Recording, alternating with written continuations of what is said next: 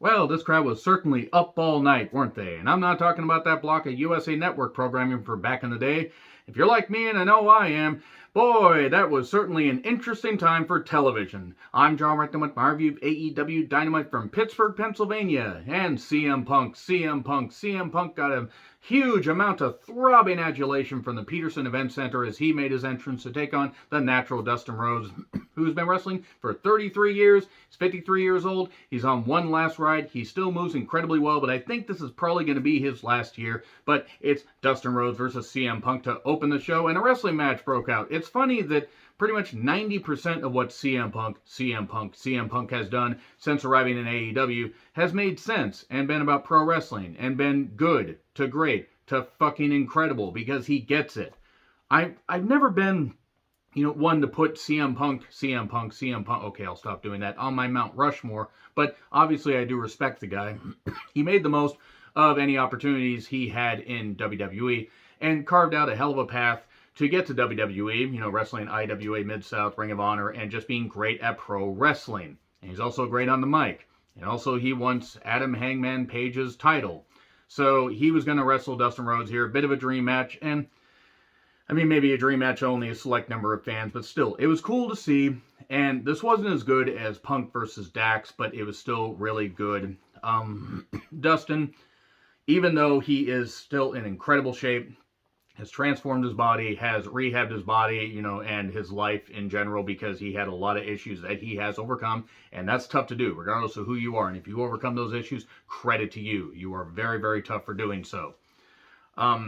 We get a lot of wear-down maneuvers. Dustin hurt his knee. Punk focused on it. Was a bit more heelish, targeting the knee. And that was some good stuff.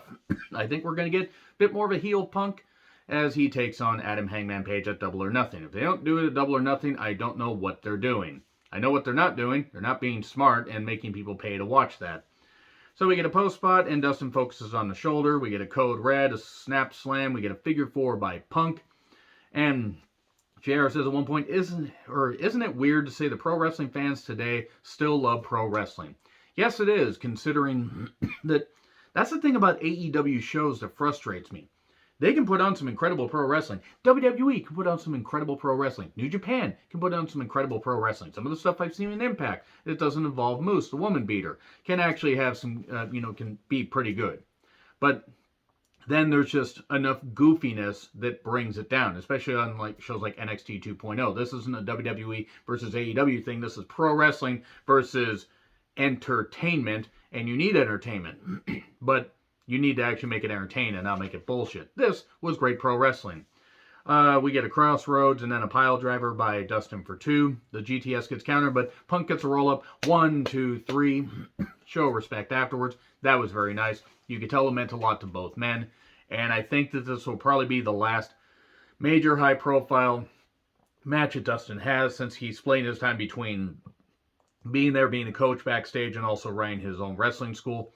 I think we're probably going to get a retirement match sometime, unless his contract is. I think he's probably going to be I think he might be re-up, but just in a coaching role. This could end up being his last ride. He could have a retirement match at Double or Nothing, which I think would be fine. What do you think Dustin's future is going to be? You think he's going to finish out the year, or do you think this is going to be one of the last big matches he has? So here's Punk gets on the stage. Adam Hangman Page comes out to confront him. We get cowboy shit chants, and okay, I'm looking forward to seeing that. Wardlow arrives. He has to be in handcuffs before he wrestles, and go to the ring in handcuffs, like he's Kane from 2003, just without the goofiness. And Sterling has a message: eat shit. Well, they cut the shit part out. They cut the shit. Honestly, didn't cut the shit segment that they should have cut, but we'll get to that later. And Wardlow mockingly says, yeah, oink oink, bitch. Because Wardlow's having fun. Bryan is just having a goddamn blast. Wheeler Yuta makes his entrance, and Wild Thing, you make Pittsburgh sing. Regal is just thrilled to be here. And I mean that, that's not sarcastic. He absolutely seems thrilled. He's on commentary. The Blackpool Combat Club, which I keep wanting to call BBC because I'm a mature individual, took on Dante Martin, Lee Moriarty, and Brock Anderson. Remember when Dante seemed like he was on the rise, and then they seemingly forgot about that and teamed him with his brother, and then forgot about that? Jumpstart. Regal just offering great insight. Lee getting a huge hometown pop because he's from Pittsburgh, or at least nearby. I mean, I know I say hometown pop, but sometimes I say if somebody's from like nearby Pittsburgh and they'll still get a pop anyway. But he's Lee Moriarty. I saw him at an indie show a few months ago. Really terrific. Great talent.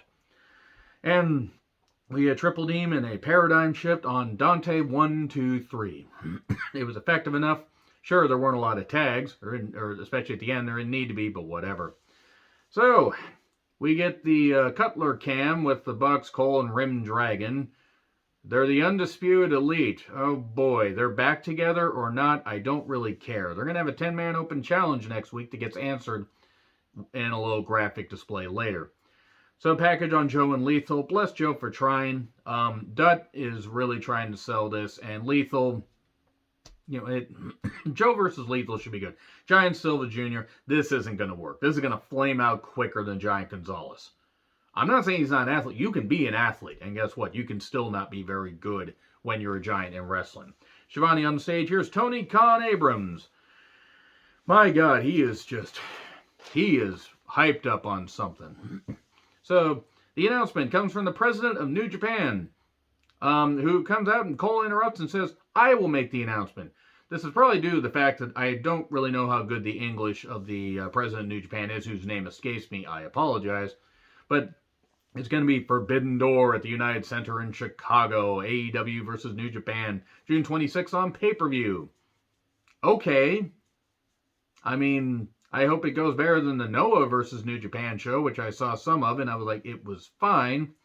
But you have two companies where they want to look great, and they don't want to, have all their guys lose on one side, and there won't be championships defended.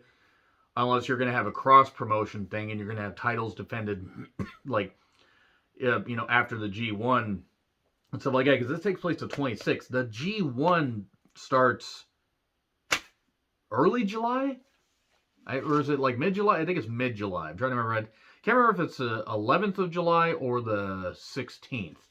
But Cole then says it's going to be him versus Tomohiro Ishii on Rampage and Owen Hart qualifier. Gee, I wonder who's winning that. It's Cole. Obviously, it's Cole. It has to be Cole. No offense against Ishii, but Ishii being in that tournament and then losing in the first round, And I have a friend who wants to say something. It's Jay White Toast, and he still takes credit for G1 Supercard, and it's still the Undisputed Elite and Bullet Club era, and yay.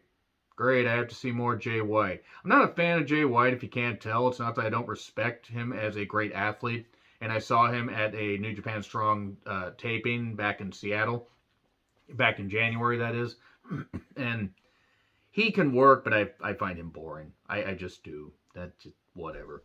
I'm excited to see what AEW versus New Japan will be. I hope that it's going to be worth it. I don't know if this is going to draw more eyeballs to AEW programming. New Japan, as far as attention in the U.S., is at an all-time low. Or at least at a major low. People still watch it, but their TV partner is copyright striking everybody that shares any GIFs or any whatever, and I get it to an extent, but GIFs and other stuff, social media is how you get people to check out your product. That's how Stardom gained some momentum. That's how Noah gained some momentum. That's how Impact has somehow still managed to survive. I can understand wanting to copyright strike some stuff that they share full videos, but they're sharing GIFs and they're sharing ways to, hey, check this out. Ooh, cool. Well, if people don't see it, they're not going to want to fucking check it out. And also, they need to get rid of House of Torture, and for the love of God, stop with Bullet Club. Stop. Just stop. Don't do this anymore. There's my Sermon on the Mount, as it were.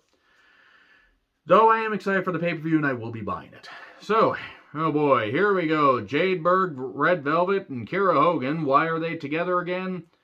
Why didn't they cut this shit? Jade has a great look. Red Velvet has energy. Kira Hogan is somebody that they signed and have not done much with. I don't care. I don't care. So anyway, MJF comes out to Serious Booze. Him and Spears are in the skybox. He's on popcorn, everybody. He calls out the fans for cheering Ben Roethlisberger. Yeah, Pittsburgh. Yeah, fans that want to cheer for Ben Roethlisberger. And you know. Oh, nothing was proven. Yeah, that's what money will do. Where there's smoke, there's fire. maybe don't do that to people and you won't be labeled somebody that does that that takes advantage of people like that. Wardlow comes out with no music, still cuffed. Wardlow is organically over and beats the Butcher after a bit of back and forth. Hits a powerbomb symphony. MJF is pissed, and there you go. Wardlow very organically over. There's not much more to say about this, and he's just laughing because he's going to get his hands on Max one way or another. Eddie Kingston says he will destroy Garcia. You reap what you sow, but I don't sow. I just reap. So anyway, Jungle Boy versus Kyle O'Reilly. Owen Hart qualifier match. This was well wrestled, and I don't care about this feud. I know that's controversial.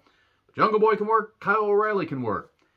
I have not cared about Red Rim Dragon since they've come to AEW.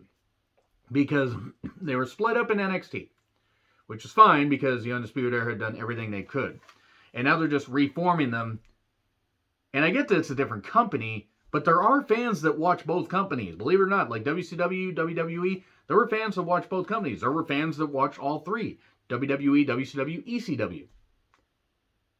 You don't have to just reform people and do this, whatever. Kyle won with a knee off the top. It was a good match, but again, I don't really care about this whole thing. But Kyle is Canadian, being able to honor a great Canadian talent that was taken from everybody, including his family, way too soon. Owen Hart is a great thing. So MJF is furious at Marvez, and again, I'd be furious if I had to deal with Marvez too, who I'm sure is nice and has no business being on television. He's furious at Wardlow.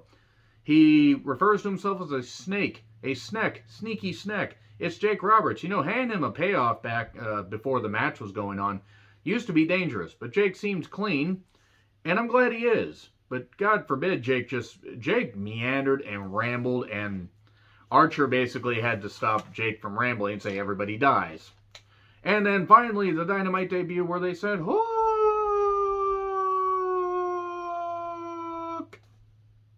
Okay, it's not with as much enthusiasm as it usually was, because sometimes you can only send Hook so much.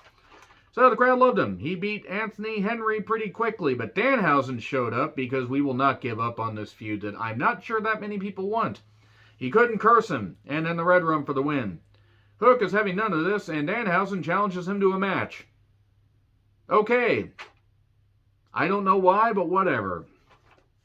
So they sent Hook, and he won. That was cool, and Hook is organically over. Kazarian was interrupted by Scorpio Sky because Kazarian wants a TNT shot. Sky says, since Battle of the Belts 2, I've had a lot of time to reflect. It hasn't even been a week. I mean, I could be wrong, but I think it was just a few days ago, if I recall correctly, unless the calendar has just totally thrown me off. He says, can I have your shot instead, and can you wait to the side, and I will give you the first shot. And out of respect for the former SU member, sure, he said. Thunder Rosa package, she is ready for new challengers. Fucking love Thunder Rosa. Her and Nyla Rose actually had a pretty good match, in all honesty. Sammy and Ty, am I supposed to feel nauseous and also not care at the same time?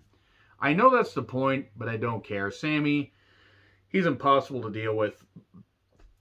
Be mad. Look, I don't care what you fuckers do. Do a live stream of you guys doing that. I don't fucking care. Be happy, be whatever, but it's not interesting television. And then here's Dan Lambert, the sheepish lion Dan Lambert, along with Ethan and Scorpio Sky. He says, you're either going to give Sky his rematch or I'm going to send these two girls to give you the pounding your girlfriend dreams of. He almost had. He missed it by that much. And Sammy agrees, but hey, I will give you this rematch, but I want a mixed tag. He didn't mention the members of the mixed tag, so it's going to be Sammy and Ty against Dan Lambert, the sheepish lion Dan Lambert, and Paige Van Zandt. That's probably going to be at the pay-per-view. Oh, by the way, it's going to be a ladder match for the TNT Championship.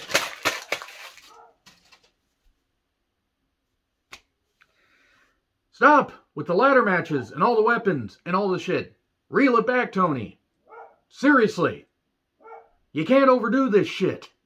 You just can't overdo stuff like that. Like, it's not that some ladder matches are incredible. What Sammy did with Cody and doing that incredible cutter, that springboard cutter, that was great shit. There's great spots in ladder matches, and they don't fucking mean anything anymore. House of Black message, blood, ashes, something, and owing a debt. And the house always wins. Can the House make sense of any of this stuff? Can some kind of House of Black representative, wait, that sounded a lot better in my head. Can somebody make sense of this?